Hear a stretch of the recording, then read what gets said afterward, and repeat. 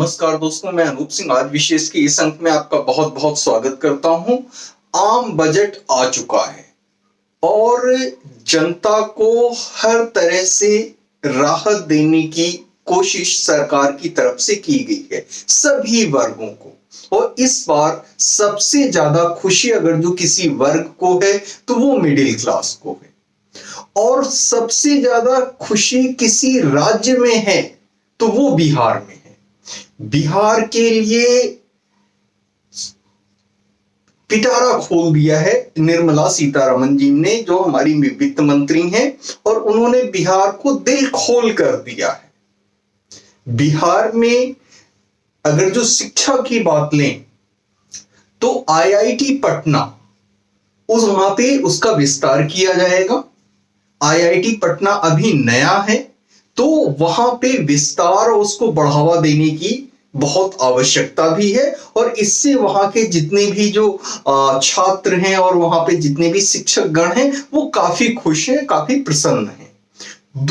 दूसरा अगर जो शिक्षा की बात ले लें तो पटना जो है बिहार में एक खाद्य प्रौद्योगिकी संस्थान की स्थापना की जाएगी। और बताते हैं, जो उत्तरी बिहार है वहां पे मखाने की खेती होती है, और मखाने की खेती को बढ़ावा देने के लिए, मखाने की खेती को संगठित करने के लिए वहां पे एक मखाना जो है संघ बनाया जा रहा है, जिससे मखाने की खेती को बढ़ावा दिया जा सके और उसका जो है निर्यात देश के अन्य भागों में और विदेशों तक किया जा सके। तो ये मखाने की खेती की बात हो गई। इसके अलावा अगर जो हम पश्चिमी बिहार की बात करें, मिथिलांचल की बात करें, तो वहां पे कोशी नहर बनाई जा रही है, जिससे करीब 50,000 हेक्टेयर जो भूमि है, खेती की भूमि है, उसकी सिंचाई जो है सुलभ हो सकेगी। कई ग्रीनफील्ड और ब्राउनफील्ड एयरपोर्ट्स भी बनाए जा रहे हैं। ग्रीनफील्ड की अगर जो हम बात करते हैं तो कई नए ग्रीनफील्ड एयरपोर्ट्स बनाए जा रहे हैं, और ब्राउनफील्ड में बेहटा का एयरपोर्ट हो गया और पटना का एयरपोर्ट हो गया। इन दोनों एयरपोर्ट्स का विस्तार किया जा रहा है।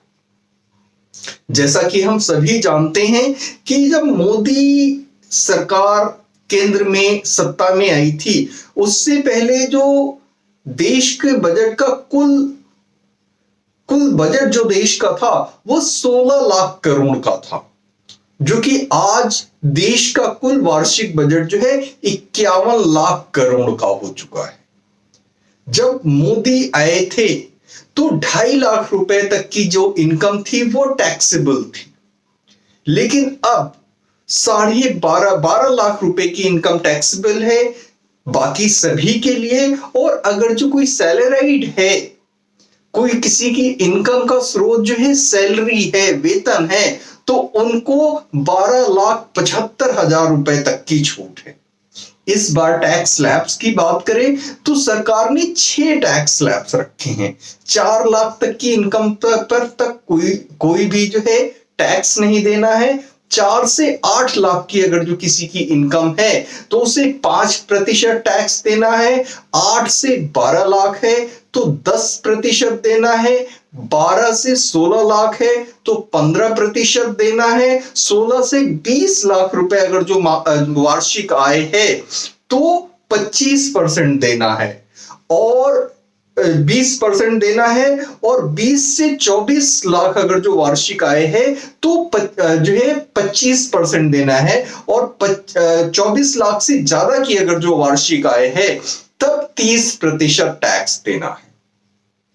पहले यही जो 30% टैक्स का स्लैब होता था, किसी की आय 15 लाख से ज्यादा होती थी तब उसे जो है 30% का टैक्स देना होता था, जो कि अब बढ़कर 24 लाख रुपए हो चुका है।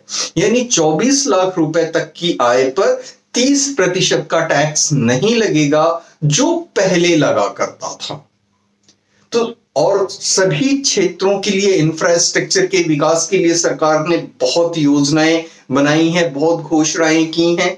और जो मोदी सरकार का मूल मंत्र रहा है पहले से कि युवा, महिला, किसान और गरीब, ये जो चार हैं, इनका अगर जो उत्थान कर दिया गया, इनके जीवन को उन्नत बना दिया गया, तो पूरा देश जो है वो उन्नत हो जाएगा और विकसित हो जाएगा।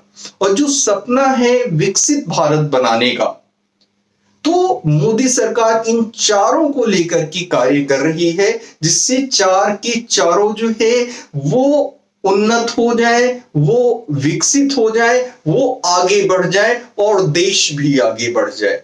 इसलिए जो लोन है, अगर जो किसी को किसी तरीके का व्यवसाय करना है, अपना कार्य करना है, तो सरकार ने उसकी लोन की सीमा भी बहुत ज्यादा बढ़ा दी है। और लोन जो है युवाओं को या महिलाओं को सुलभ हो सके आसानी से, इसकी भी व्यवस्था की गई है। तो इस बार का जो बजट है उसमें सभी को खुश रखने की कोशिश की गई है। हम बिहार के बजट की बात कर रहे थे, तो बिहार के बजट से नीतीश कुमार गदगद हैं, खुश हैं। उन्होंने ट्विटर पे आकर के, या आज जिसे एक्स कहते हैं, उस पर आकर के अपनी खुशी जाहिर की और उन्होंने कहा कि वो निर्मला सीतारमण जी और जो है प्रधानमंत्री नरेंद्र मोदी को धन्यवाद देते हैं कि उन्होंने बिहार का इतना अच्छा ख्याल रखा। दूसरे नेताओं की अगर जो हम बात कर ले लें बिहार की, तो जेडीयू से ललन सिंह हैं, उन्होंने काफी जो है सराहना की और बजट को बिहार के लिए या बिहार के को जो बजट में मिल रहा है उसको लेकर के बहुत ही खुशी जाहिर की। और नीतीश कुमार ने कहा बहुत ही सकारात्मक और अच्छा बजट है। गिरिराज सिंह की अगर जो बात ले ली जाए, तो गिरिराज सिंह ने भी बजट को काफी जो है बिहार के राज्य के लिए बहुत अच्छा बताया। सम्राट चौधरी जो उप मुख्यमंत्री हैं बिहार के, उन्होंने बिहार के बजट को लेकर के काफी खुशियां जाहिर की और काफी अच्छा बताया। अब बात अगर जो विपक्ष की कर लें, तो तेजस्वी यादव की नजर में ये बजट जो है बेकार है, उसमें कुछ नहीं है और सरकार पुरानी योजनाएं ही लागू कर रही है। तो विपक्ष का ये काम होता है उनकी बात आज रहने देते हैं। तो जितने भी नेताओं की प्रतिक्रियाएं आई हैं, बिहार के लोगों के लिए इस बजट में बहार ही बहार है। अच्छा, इस बजट की ही बात नहीं है, पिछले बजट में भी बिहार के लिए काफी कुछ करने की कोशिश की गई थी। इस बार बिहार नवंबर में जो है वहां पे चुनाव होने वाले हैं, विधानसभा के चुनाव, तो सरकार उसको भी मद्देनजर रख करके जो है बिहार को उसने जो है ज्यादा तरजीह दी है, ज्यादा जो है उसको आगे रखा है हर एक चीज में, हर मामले में। तो कुल मिलाकर के जनता को क्या चाहिए? जनता को चाहिए विकास, और बिहार को ये विकास मिला है, ये विश्वास मिला है, ये भरोसा मिला है कि अब बिहार भी तेजी से आगे तरक्की करेगा। चाहे इंफ्रास्ट्रक्चर के जो है प्रोजेक्ट्स हो गए, चाहे जो है विद्यार्थियों के लिए नए संस्थान, शिक्षण संस्थान खोले जाएं, वो भी उन्नत किस्म के, या जो IIT जो पटना है उसको बढ़ावा दिया जाए, या खाद्य प्रौद्योगिकी संस्थान खोला जाए, या किसानों के लिए कोसी नहर और मखाना बोर्ड जैसी बातें हों। ये सारी की सारी चीजें बिहार को आगे बढ़ाने में, आगे बढ़ने में मदद करेंगी। और वहां के जो युवा पलायन करते हैं दूसरे राज्यों में, अच्छे रोजगार के अवसर को देखते हुए, अच्छी शिक्षा के अवसर को देखते हुए, वह दिन अब ज्यादा दूर नहीं है जब बिहार के युवा बिहार में ही रह के अच्छा शिक्षण भी प्राप्त करेंगे, अच्छा प्रशिक्षण भी प्राप्त करेंगे और जॉब या नौकरी भी उनको वहीं मिलेगी। तो आज के अंक में इतना ही, मिलते हैं फिर अगले अंक में। कृपया चैनल को लाइक करें, शेयर करें और सब्सक्राइब अवश्य करें। धन्यवाद।